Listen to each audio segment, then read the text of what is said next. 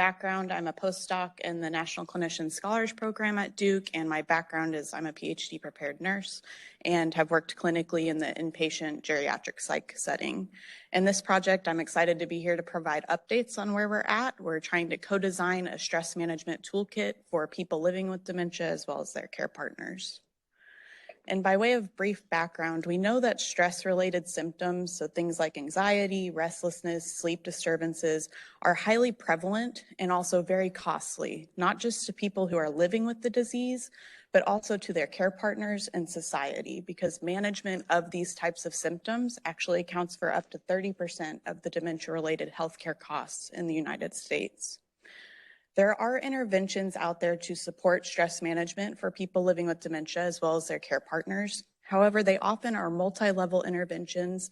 They can be complex, and they often cause added burden for caregivers and care partners who may already be burdened in their caregiving role. We also know that there's simpler stress management tools that people can use at home to manage stress. However, there's been very little research focused on use of these tools by people living with dementia. So going into this project, we thought a toolkit that consists of several different types of stress management tools may be a promising approach to help families manage stress at home. And these are just some of the examples of the different types of simpler stress management tools that we had in mind going into the project. So examples include things like the social robot pets in the top left, dementia-friendly music devices and art kits, guided journals for care partners, acutherapy devices like the acupressure mat in the bottom left, aromatherapy devices and bright light therapy devices, and weighted blankets. The aims of this project were to collaborate with people living with dementia as well as their care partners to co-design a toolkit that they can use at home to better manage stress. And we say that we're designing it with and for people living with dementia and care partners because we're using a human-centered design approach by really engaging these key stakeholders at the onset of intervention development. Today, I'll focus on the methods and preliminary results for AIM 1, and then over the next year, we'll carry out AIM 2 and 3. So AIM 2 will be to user test this toolkit in a small sample of 10 people living with dementia and their care partners, and also look at the feasibility of collecting several different stress-related outcomes, including participant-reported outcomes, went ahead there, as well as salivary cortisol as a biomarker of stress. I'm going to go ahead and skip the human-centered design slide for the sake of time.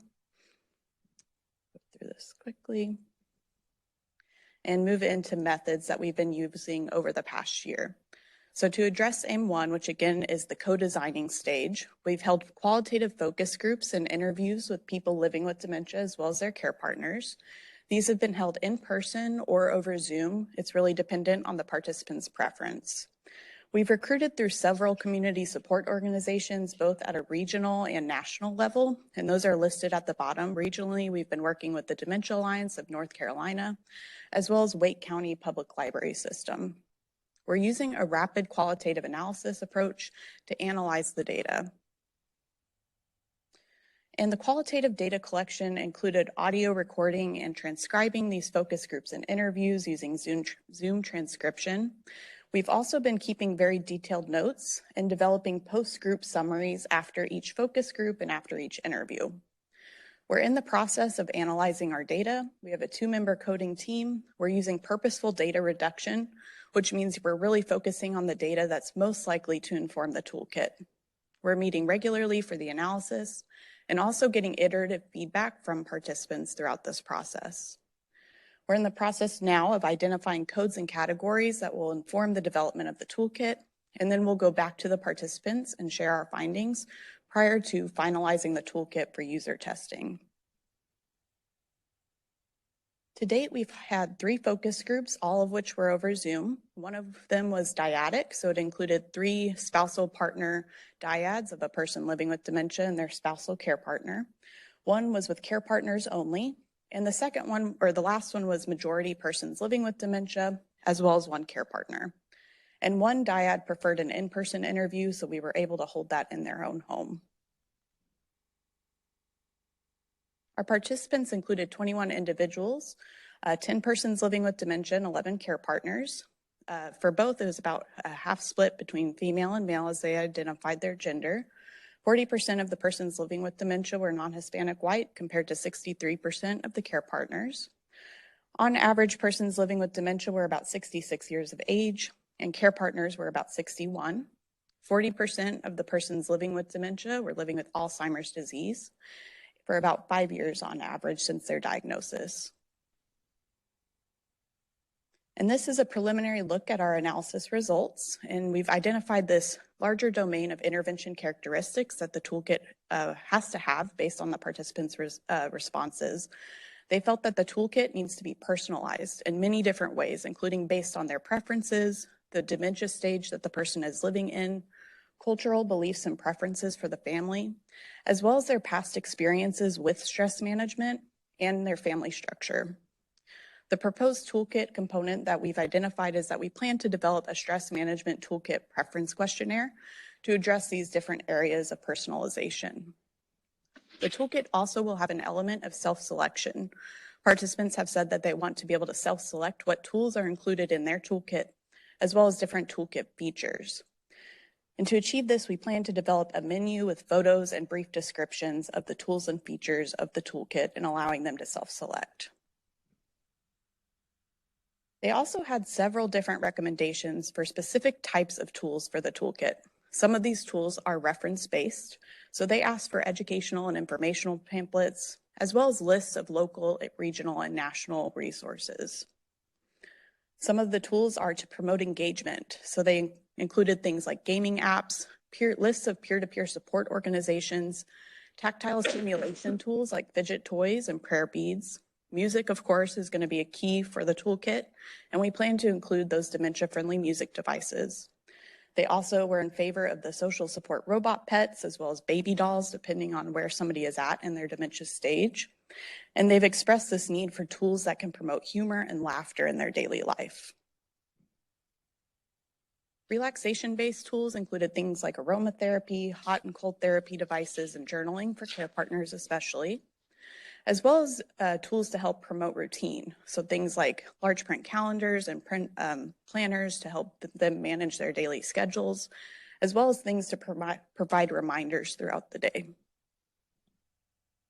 So we are in the process of finishing our rapid qualitative analysis, returning those findings back to participants to get additional feedback on the design and delivery of the toolkit, and we're hoping to begin user testing in the fall.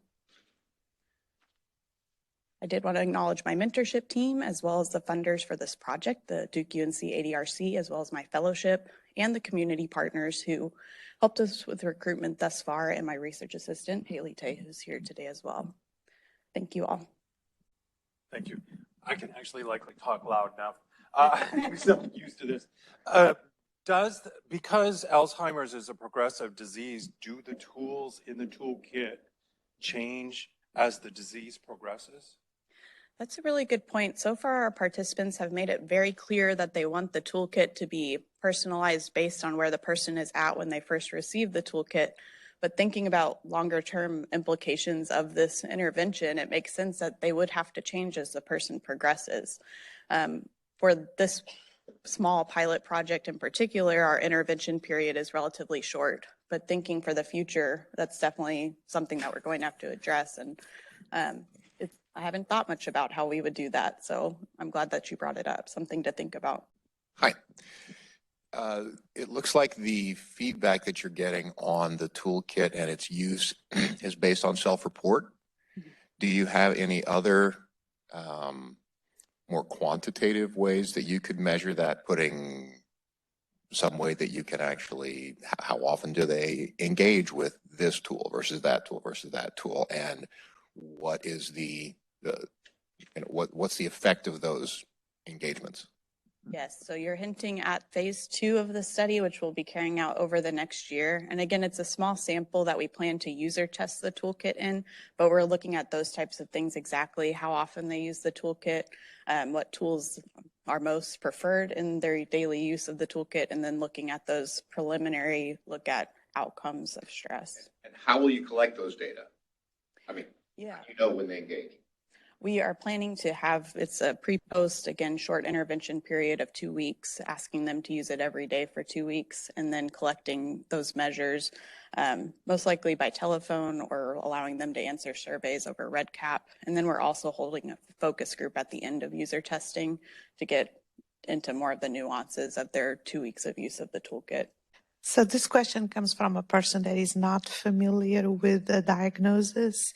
And you mentioned that individuals that have been diagnosed with Alzheimer's. So my question is that test uniform, such as the different doctors, different locations in communities where the patients all tested with the same type of test, so they are all at the same level?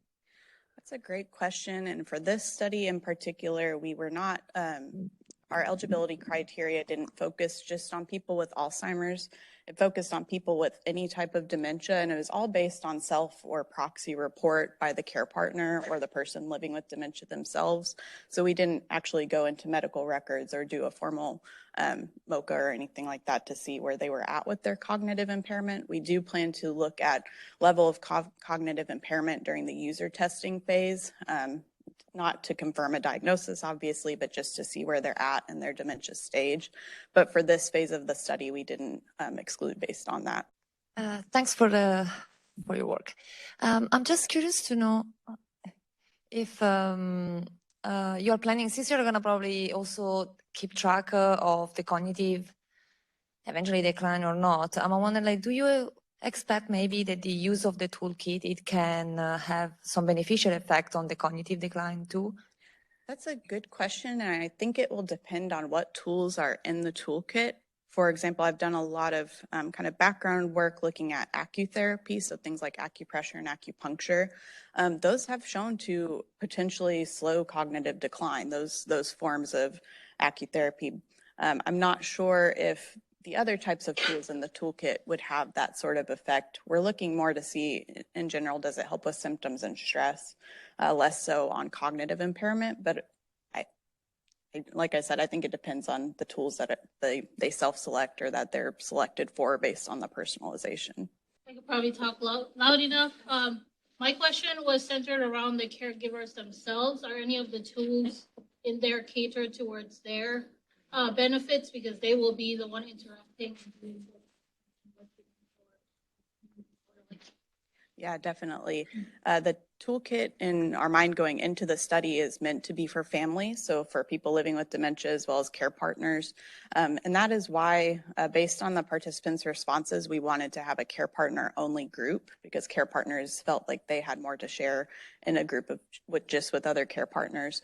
So some of the tools that they felt are still a good fit are those social robot pets. Those are universally liked by the participants, whether they're care partners or persons living with dementia. The journals, especially the care partners, felt like that was a good fit for their daily routine and help with stress management. And then the music, I think, is another universal one that can be for either participant. But the toolkit is designed for both the person with dementia and the care partner.